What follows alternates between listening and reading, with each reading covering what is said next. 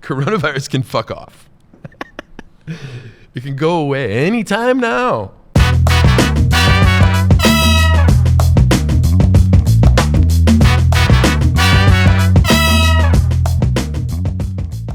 Hey folks, welcome back to Niver Niver Land. My name is Matt and I am the show's producer. There are a few things that I wanted to talk about before we get this going. First and foremost, thanks for sticking around with us. We've been on an extended holiday break over the course of Thanksgiving and Christmas, but we are finally back to bring you season 2. We are still in the process of booking guests, but expect new episodes to start dropping later this month. Second, a note about seasons. Tim and I have decided that seasons will consist of 3 episodes each.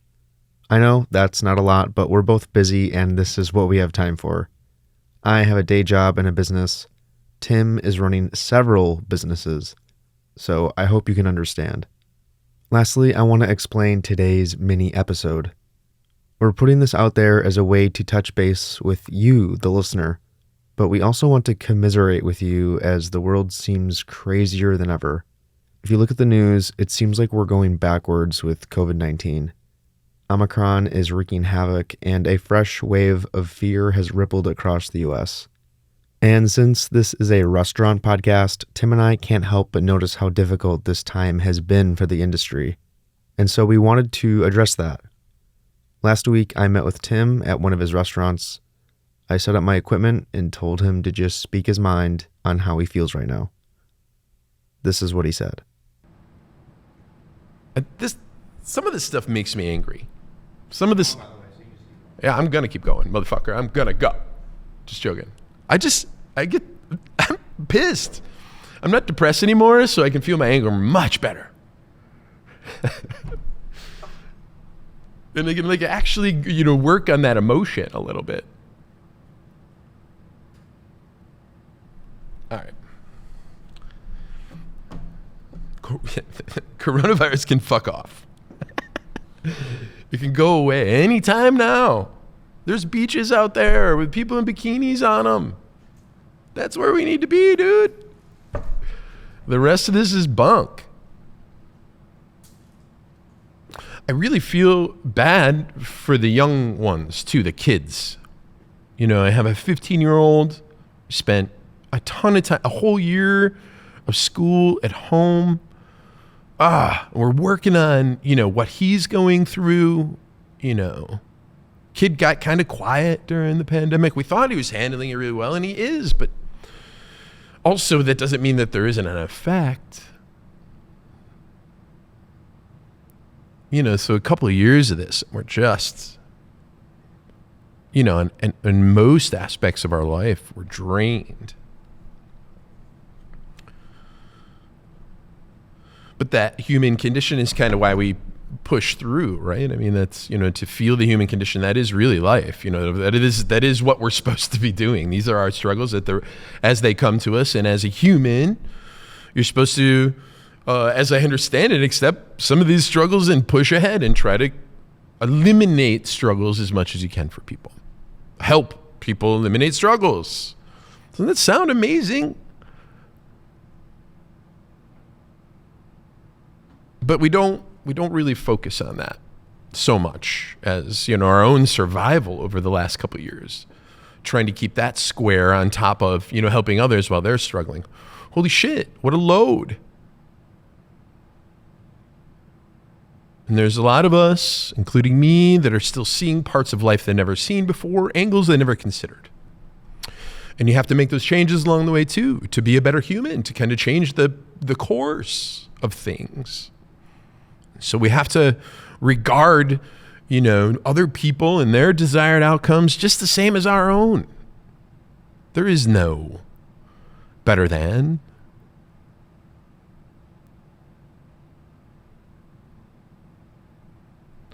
Keep going, fam. Keep going. All right. Well, this is Niver Niver Land. I am so excited to be here.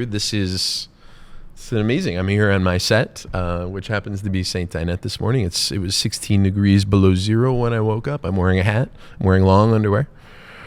And I'm wearing this Carhartt hoodie, which has never seen a day of actual work, really. It's just been a Carhartt for the couch. So here's Niver Niver Land. I have to say thank you for listening. The first season, 3 episodes, it was special to me. It made a lot of sense through what I'm going through to bring in friends and have a conversation in front of others eventually, if you'll listen. And to kind of, put new things out there. Instead of talking about the old shit that we've had to talk about for the last 2 years, let's talk about some other stuff. Let's talk about the stuff we love about our industry. But we can't yet, can we? We can't really. I mean, it was hard to get through some of these subjects and still be focused on the fact that I have, businesses to run and people to entice to come to my places. I see, the continuation of this virus, and as it weighs on the industry, we're just trying to push ahead that survival mode. But I want so badly just to get back to those creative moments where the problems were that something was, maybe a plate wasn't designed well and we had to retool it, or we go on a trip and we see new things and we bring them back and we employ them in our own restaurants. That's what I want to get back to, but we will eventually. It was about 2 years ago, as we all know, when this coronavirus kind of came to us. And March 16th or whatever, it's coming up soon, but I see it vividly in my brain. I drove to Trattoria Mucci, and I told the staff there that we had to close. We had to close because coronavirus is scary. We didn't know anything. I drove over to St. Dinette, and I looked at my staff in the face. I said, hey, we're going to close for a while because of this coronavirus, whatever the hell it is. And then I drove over to Mucci's, 3rd place in a day. And unbeknownst to me, we were thinking this thing was going to last 3 weeks. Europe had been closed for 3 weeks. So I go over to Mucci's and I let them all know too. We had one kid. It was his first day of work with us, Alex. And the first words he heard come out of my mouth were, hey, we're closing because of a virus. We eventually hired Alex, I think, a year and a half later or a year later, and he's with us again. Thank heavens. But that was 2 years ago, and it closed 3 restaurants in one day. We had a manager meeting 10 days before this happened. All of the managers for all the restaurants, we sat around a long table, and we had a discussion. It was fantastic. We were pontificating about, what is going to happen? And Adam Eaton, down at the head of the table, the far end of the table opposite me, he's like, it's going to be a catastrophe. And Chris Urick and I, my business partner at Mucci's, kind of looked at each other like, oh my God, dude, it's dramatic, But he was so right. He was so right about this. This has been a catastrophe of epic proportions, gnarly proportions. Just, how did we end up here? So I sat in my car after I closed all 3 restaurants. I went to my car. And I had promoted the fact on Twitter and on Instagram that I was going to do this thing called Live at 5 with Nive. That was the first Niver Niver Land iteration. And I sat in my car with some notes, my feelings. It was a snowy, cold day. And I got on Instagram Live, and I put what I said to my staff, I put it out there for others to consume on social media. And many of you replied and said, hey, I needed this. Thanks for speaking up. Maybe many of you didn't listen to it and you didn't care, and that's fine. But this is, Niver Niver Land comes here because of that little speech that I did in my car while I was thinking about things, because I can't hold it in anymore. The way we feel about this business. It's been hard to say things when you're down or you're depressed, as I was last year. Jesus, I was too depressed to feel my anger, to do anything about it. Shit. A couple months, I too sat in isolation with a false positive coronavirus test. I've never had it. But damn, we come through all those harder times to find other harder times. Other shit happens too. The actual life stuff, other than this virus that's kind of draped over us, the other things in life still happen. People die. There's mental health issues that come out of this that are crazy. But we went through the motions, fam. And honestly, for most of this, I felt taken care of. I felt as though while it was a pain in the ass to get money from the government, and maybe after they did it, it felt a little bit not well thought out or quick, but they helped. We got one round of PPP and we quickly spent it. We got round 2 of PPP after a long wait. Employees want to know if you're going to make it or not. We didn't know if we were going to make it or not. What can I tell them? Well, if the government can help us out, if they can get together and help us out, we're going to be here. And if they don't, we won't. We didn't have choices. So that second round took forever. And in the middle of this, all of the unrest and the necessary protesting, it emptied our cities now. These things have emptied our cities. It's an unfortunate scenario. All of this is unfortunate and bigger than a person. It's about all of us. And not all of us had to do the same suffering, and none of us ever do. Nothing's equal. And I come at this in a very lucky position. I come at all of this in a very lucky position. I'm aware of it. I don't take it for granted. I'm still out here busting my ass to get this done. To support people, to give them jobs, a place to go other than their home, make a little money. And we followed the rules. We followed the rules. The whole time.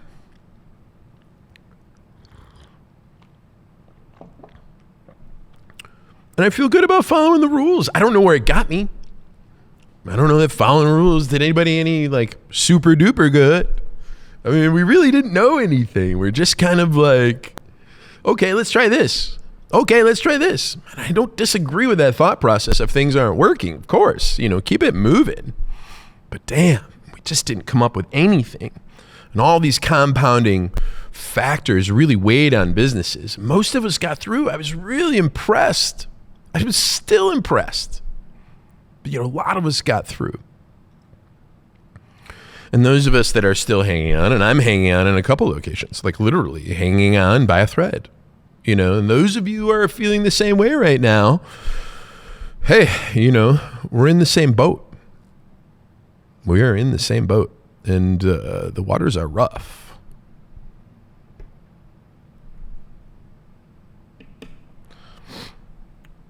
I found, that through a lot of the hard stuff of last year, that this drive we had to be creative and the way we had to think around the problems was kind of amazing for us. I think we're forever more flexible in a way of thinking creatively about how you proceed and you progress. And I'm really happy that we had some of those things happen to us while we were having these hard times too, having to think through things creatively and find solutions, stay on your toes, keep people engaged with your business. Holy shit, what a lesson. What a lesson. But you get tired too. You get so fatigued of trying to do something new, to entice, to look different, to look better. God. My restaurants haven't changed that much. There's still just really good places to go. I don't know what else I can do. This is what I do. As you see it, get the fuck over here. What are you waiting for? I only say that now because it's really hard these slow times. And we need you down here. St. Paul needs you. St. Paul is empty.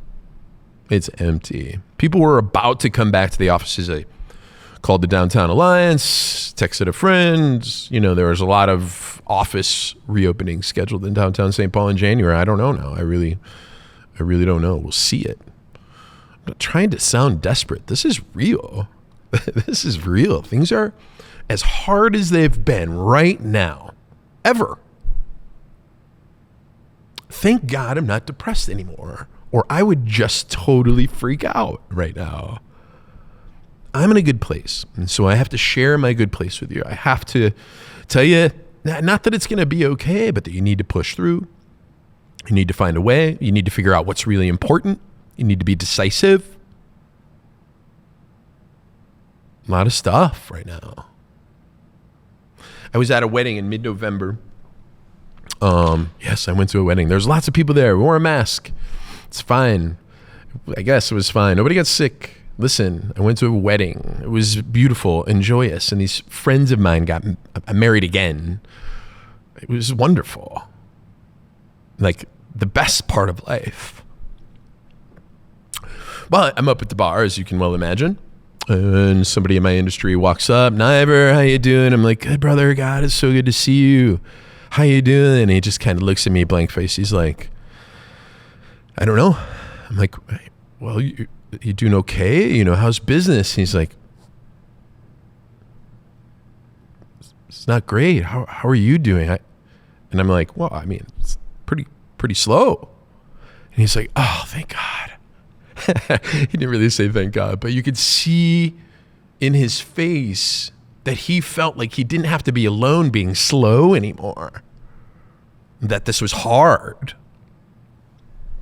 We tend to hole up in the industry. We tend not to show people that it's hard because, God, why would you do that? You're trying to like provide a place where there's joy, you make memories. You know, you get some sullen restaurant manager or some asshole chef, you know, talking about how hard it is. You know, that's not something we want to portray as an industry. You know, but times have, you know, called up how I need to communicate, how I need to bring things forward. Since reopening, you know, like after all of this closure stuff, time is like the hardest thing to grasp. 6 hours of work feels like 12 hours of work. Time seems to be wearing on people. You can see it in employees' faces. We're still just kind of, you know, stunned and shocked by all of this.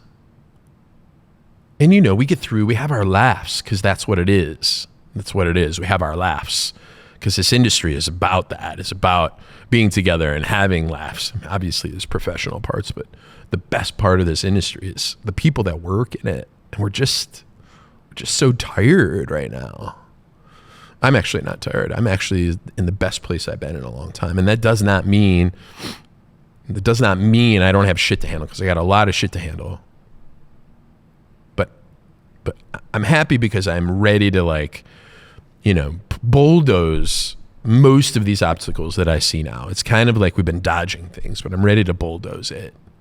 2022, I believe in. Yeah, you know, like I really do. Like one of these years, things are going to shift. Even though we don't know where they're going to land, things are going to shift back where we want them. And you have to have some faith. Staffing's been hard. You've seen it. You've seen these things over New Year's Eve, Parla Grassa, Young Joni, places that you know are going to be to the gills packed. That may gross you out because of coronavirus, whatever. Places that one night a year, a couple nights a year where we know we're going to be pushing numbers. After the best night of the year, we have the worst month of the year typically.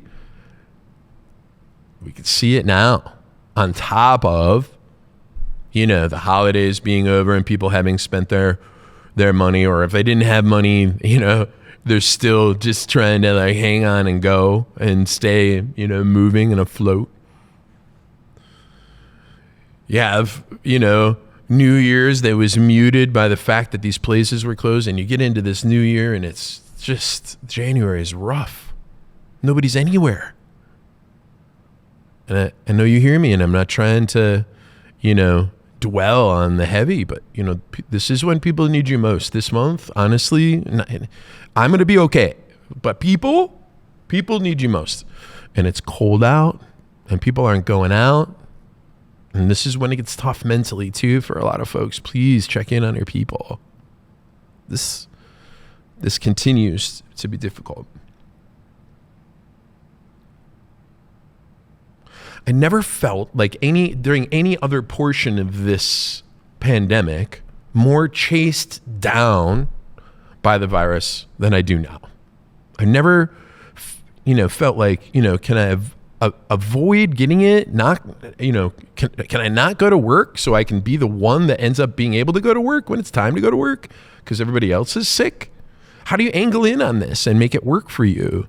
I don't know which weekend I'm going to be closed, but it's likely, as I've said in all my manager meetings this week, that we'll have to close still at some point, and be ready for that. And takeout is still very important. Gosh, we need to continue to do this. For those folks that aren't eating in, God, we still have to be flexible in our businesses and feed them. Find a way. So if I had described to you how much business there is, so that you can understand where I think people are. These numbers are not scientific, but I'm going to give you numbers. I'm going to give you Niver guesses, okay? They're Niver guesses. Break it down, whatever you need to. Niver guesses. 10 to 15% of people just aren't eating out. Let's go 10. 10% of people are not eating out. How many of you that eat out are eating out less? I bet there's another whole 20% of people, or 25%, maybe even more, are eating out less. So let's say that's loosely 30% of people. Then there's a lot of people that just aren't coming downtown because of the way downtown feels. They're scared of downtown. Minneapolis and St. Paul. And I'd say, I don't know, maybe 10% of the suburban population isn't coming back. 20%. So I don't know how my numbers add up, but there's at least 30, 40, 50% of these fluctuations, changes in people's behavior, people just not eating out. And that is directly related to the restaurant. So if I told you that if one of my restaurants was still 60% down overall sales-wise, would that put it home for you? Would you understand exactly how bad it is? Why do I want you to understand exactly how bad it is? Because I need you. I need you, and I need the people that represent you in the government to speak up, to help us put the word out and make sure that we're replenishing this revitalization fund for restaurants. All of our guests, anybody that enjoys eating out, you know where to get your senator's number. You know where to get your representative's number. Then call them and let them know. This is enough. Enough is enough. And it's absolutely time for me to say this in front of you and for you to say something to somebody else and amplify the message. Restaurants and the people that work in restaurants need your help. And I know unemployment's better. I get it. But that does not mean that there aren't industries that are completely ravaged right now. Places that are completely ravaged right now. I'm not complaining for me. I'm going to be fine. I'm going to be fine. I'm going to be fine. Shit's going to go down probably, but I'm going to be fine. I am exactly worried about other people. and if somebody said, what do I do? What do I do for you? And I'm like, what you do for me is to go to the places that show you love, whether it's me or not. You go to the places that show you love. You show them love back. You keep going. I know you've been there, but keep going. I urge you. So number one, contact a government official. There's somebody that's going to help. Again, we just need to put the pressure on. We just need to let them know. Enough is enough. In the cities of St. Paul and Minneapolis, which I'm so proud of. I'm so proud to be in both of them.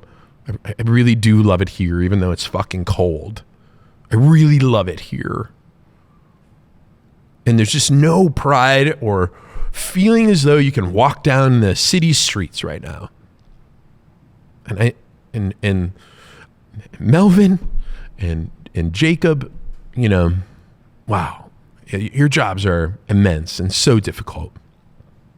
I do not envy your positions, but we need to figure out how to get people downtown and fast, because downtown won't feel like downtown if we don't.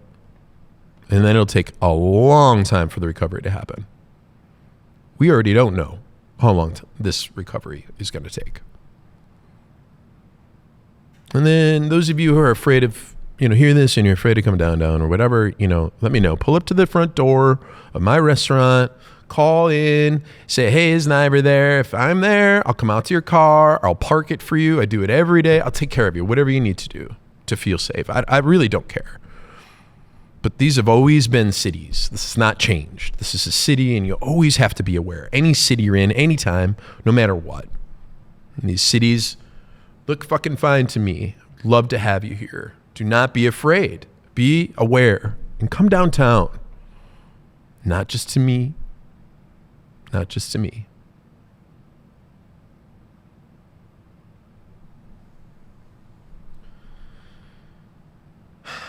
There are no assurances in life. Nobody told me this would work. Nobody promised me anything. There are just no assurances. And I think I like it that way. I don't mind the fight. I don't mind the fight when I'm ready for it. But I have to say, there are less assurances than ever. People are questioning things more than ever. We need to find some grounding, some common ground. But we first need to get through this sense of survival so we can kind of push on in our industry. If we're not going to get money, then tell us. We're going to get some revitalization funds. Let us know. We're waiting for you to help us out. And I'm speaking somewhat for myself, and I am speaking somewhat for others. I hate to put words in your mouth that you don't like, but I know I'm not the only one sitting here thinking, how am I going to do this?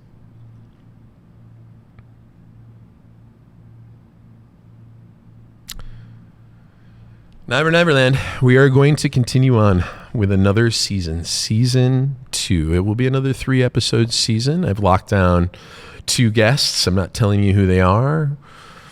I'm really excited about it. I'm really excited to continue the conversation, whether it be happy, whether it be sad, whether it be in between. Mostly happy. I provide that for myself, that it could be happy, that it should be happy when we get together. I'm thinking about you. I'm thinking about how you're doing. And I hope you're okay. I hope you're doing all right. Appreciate your fight, your willingness to be open with your struggles, your politeness when you ask for people to understand. You are, as an industry, amazing. This is Niver Niver Land. Look forward to bringing you more episodes soon. Season 2 Niver Niver Land 2022 coming in January. This is January, coming soon.